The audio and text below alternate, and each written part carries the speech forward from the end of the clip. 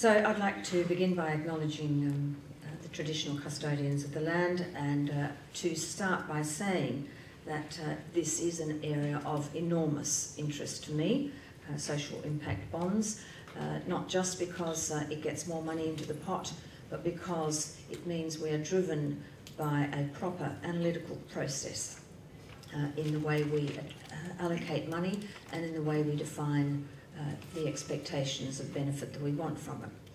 So I think social benefit bonds can be a game changer in a number of ways that are critical in my portfolio: in funding, in contracting, in setting outcome benchmarks, in transparency, which is another great mantra of reform that my department is very aware of, and in driving innovation.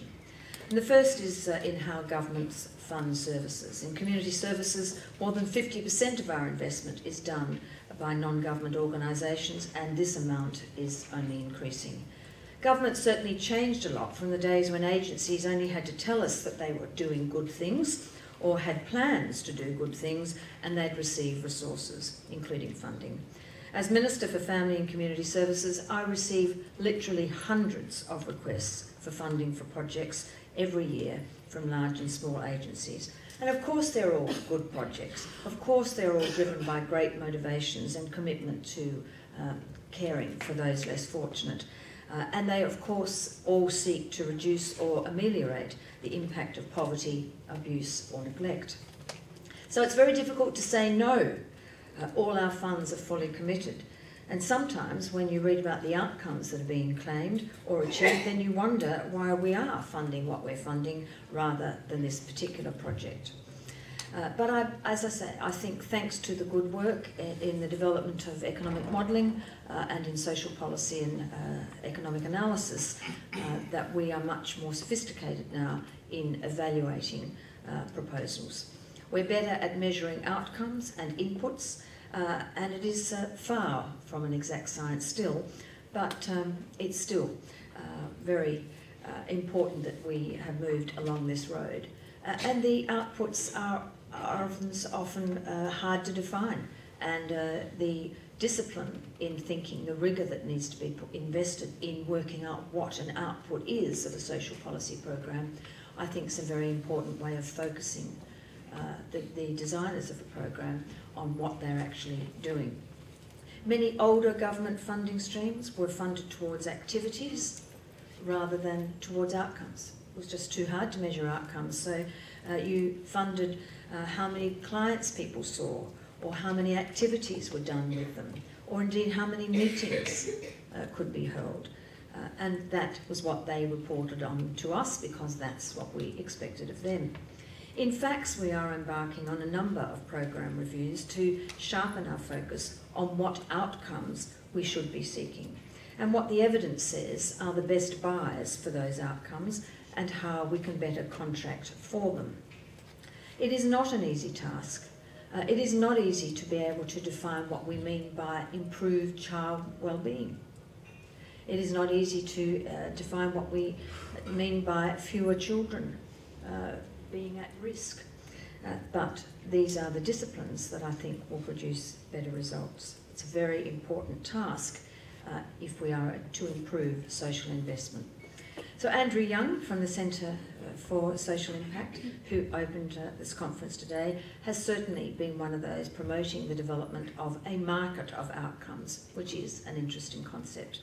Perhaps I see it more as the need for transparency of outcomes, but I think we're both pointing towards the same thing.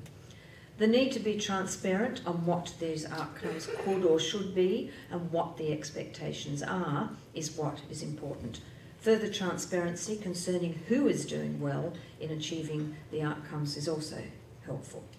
So governments have a very big role to play in this transparency of reporting outcomes. It's a courageous move, as Sir Humphrey would have said, to be transparent, but absolutely vital if we are to share with all of our society what we're doing and where we're putting our money, and that we put our money where our mouth is in terms of those outcomes. And certainly the social benefit bond discussions will shift our behaviour and thinking around what is possible. What can governments change? What can society change? What can't they change?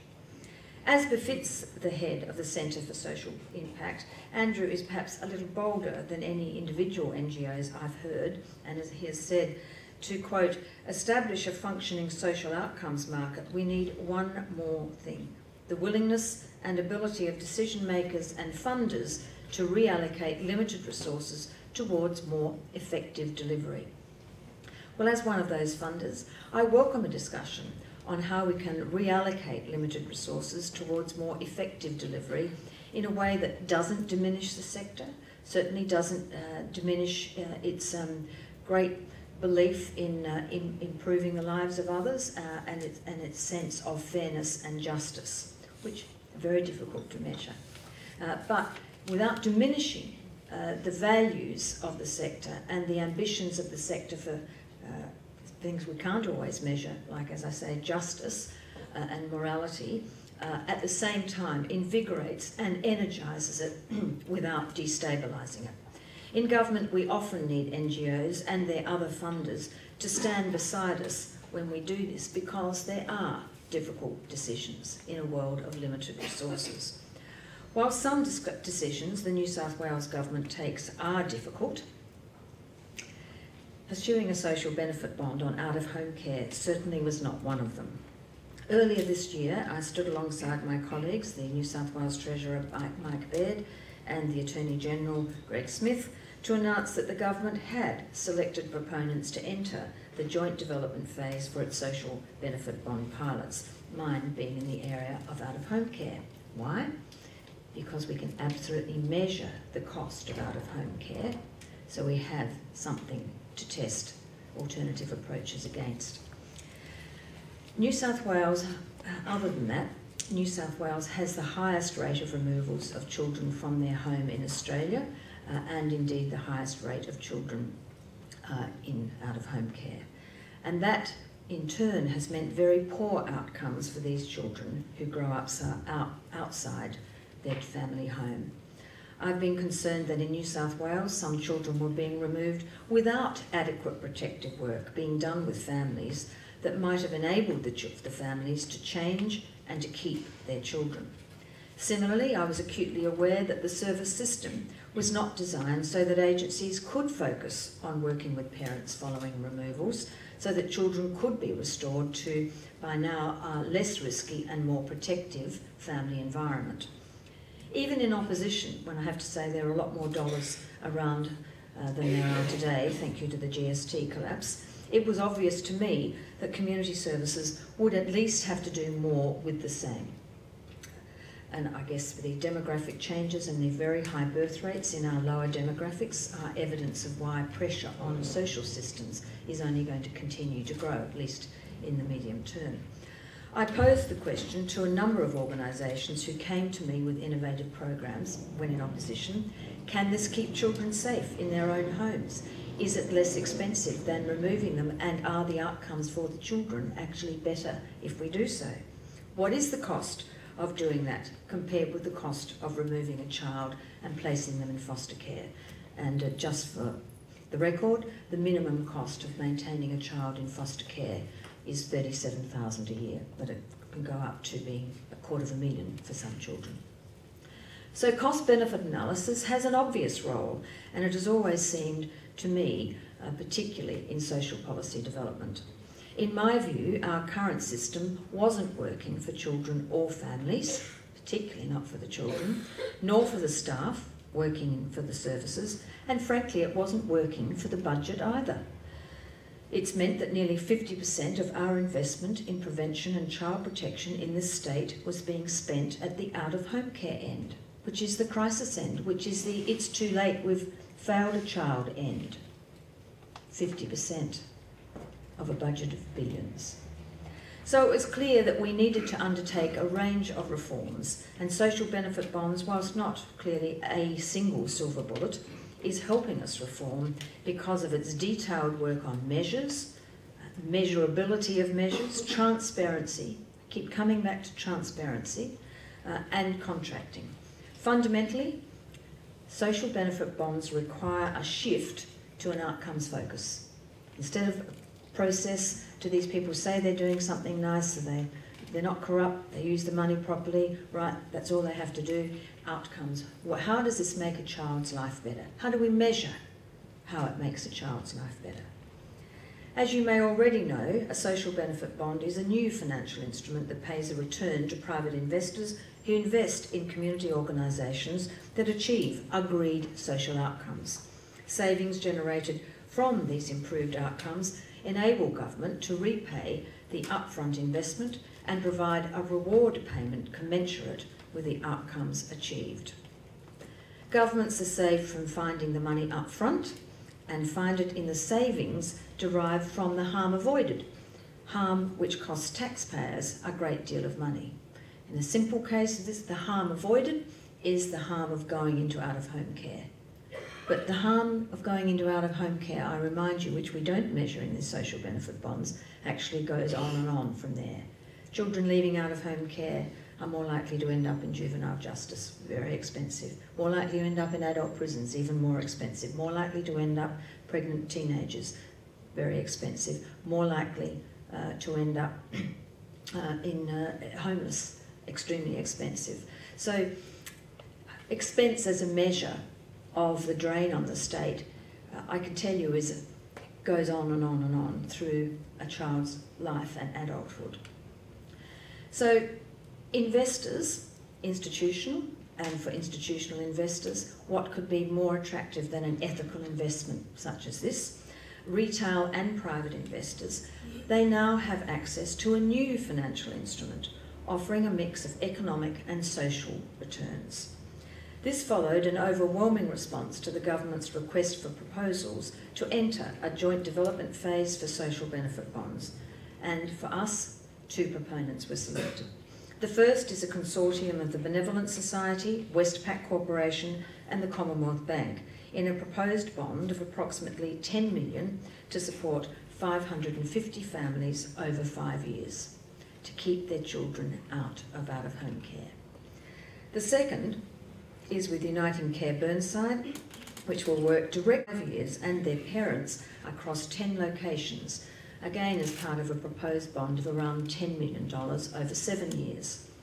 The terms of the bond are still under negotiation. Rates of return and other financial terms of the bonds are also still subject to negotiation over the coming months. Terms will depend on the final design of the services, financial modelling and consultations with investors. The development of these bonds is a collaborative process, and we are confident that the terms will be sufficient to attract investors as well as show value for the public dollar. How wonderful to be able to invest in a program that actually saves a child a lifetime of misery and you get a return on. I think it's a wonderful concept that we should be delighted to share and propose and promote. The initial work we're doing on social benefit bonds, of course, is not simple. It's necessary to agree on the metrics, and that will be used to assess the results. It requires us to be robust on knowing our data. In community services, now I know they have a saying, in God we trust, everyone else brings data. Everyone brings data. Yet for many years in government, we have not shared our data effectively, for example, with non-government organisations who we're now partnering with to deliver services. Similarly, we've not necessarily shared the totality of data we were receiving. In other words, we have not been contributing to the market of outcomes that CSI has suggested. We may have shared client attrition rates or length of client program participation rates in some geographic areas with some like-minded programs, but the exception has been the rule. And you've seen the evaluations that we've done. I suspect some of you have seen the evaluations that are done of some of our programs, and it's, I think by the standards of what a financial market would expect, it's very, very ordinary analysis. In fact, in Brighter Futures, which is one of our major programs, we have moved now to a much more transparent way of talking with all the providers at the same time about the results and with them presenting their data.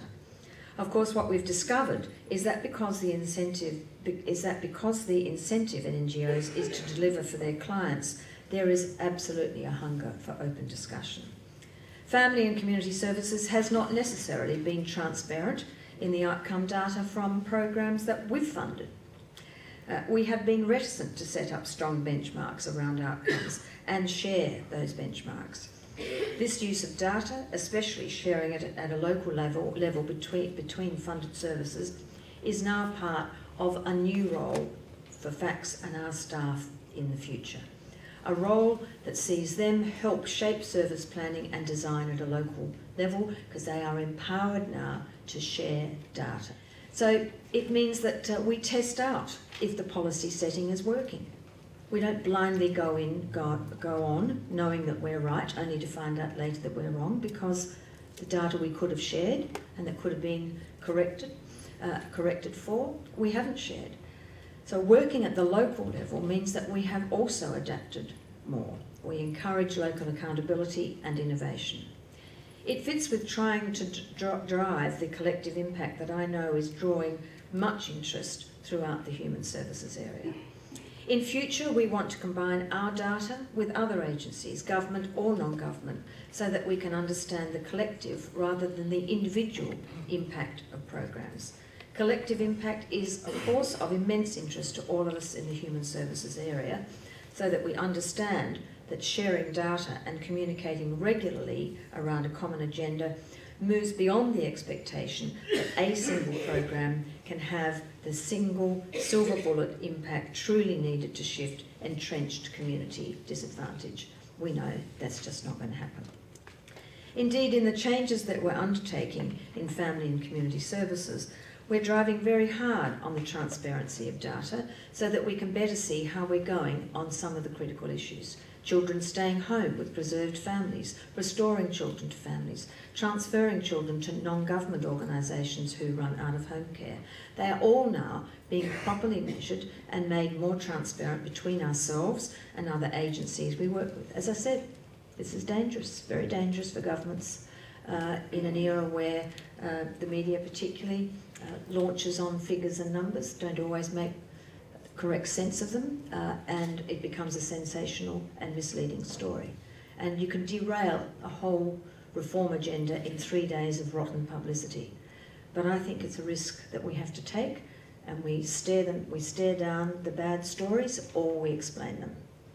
But you don't give up on transparency because of a few days bad publicity.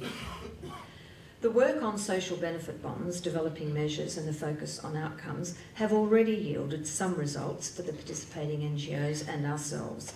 I've heard that one of the NGOs is examining now all of their programs and whether they are using the evidence to deliver the best they can with their resources. So the disease is spreading. The work on measures has also assisted community services to think further and look at changes to our referrals of children and families at the local level. It's likely in the centres where we execute the bonds, we will be trialling and testing new ways of doing referrals. This means we hold each other to account for the processes, ensuring they are geared towards the clients and not the systems that suit our agencies. So this sort of transparency, of course, leads very directly to accountability. And here again, the social benefit bonds will play a very important role. They enable a different discussion to take place between government and the non-government sector and the investor. We can now have a discussion about being accountable for the outcomes and move away from the discussion about activities and what people think might be the outcomes. We're all talking about, we've got the same information in front of us and we all know what that information means. It poses some big questions for government around accountability and contracting. We know that better contracting and accountability can lead to improved implementation, performance and innovation, not just in government, but in NGOs and indeed in philanthropic and private sector organisations. As Minister, obviously, I'm excited by these discussions and where they'll take us, not just in the social benefit bonds area, but also in other areas of contracting, accountability and measurements of outcomes.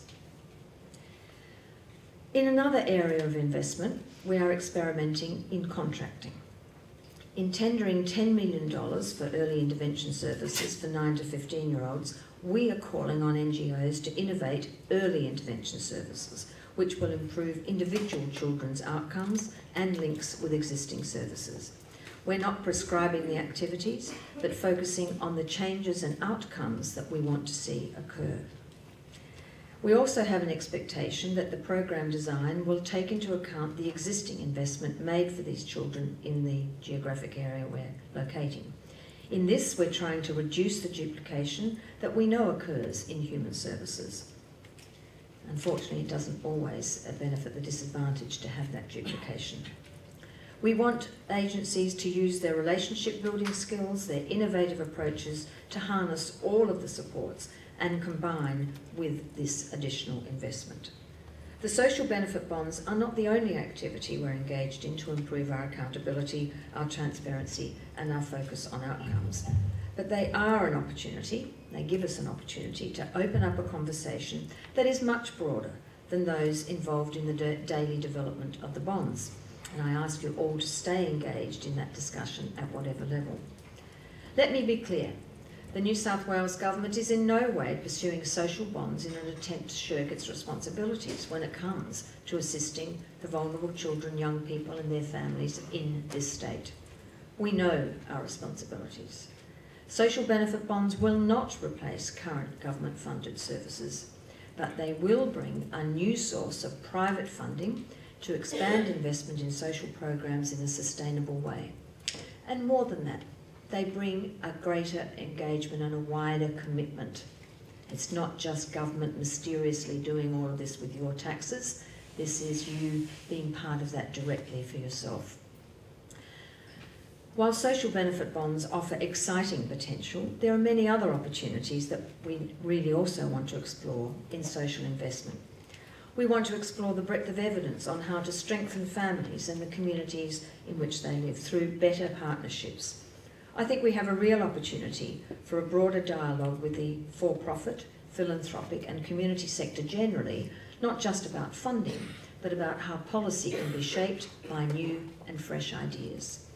Social benefits bonds have given us a new relationship with non-government organisations, many of whom have well-established connections with philanthropists and private donors.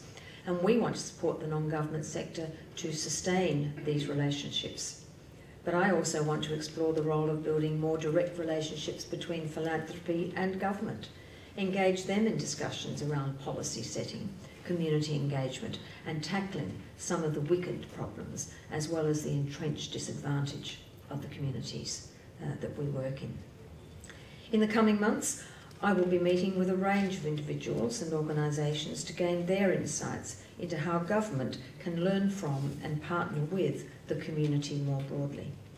One of our goals in New South Wales 2021 is making it easier for people to be involved in their communities. And I want this to have real meaning for all members of our community, this concept of social capital. And it's not just people with time on their hands, which I think is the image everybody has of social capital. It's a businesswoman, a community group, a single mother raising her own children. They all need to have that opportunity to contribute more broadly, if that's what they need and if that's what they can do.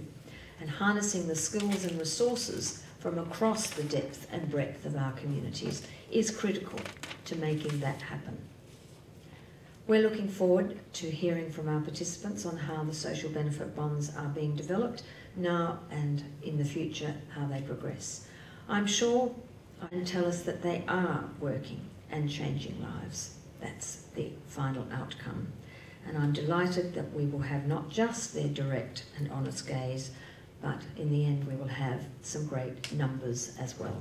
Thank you.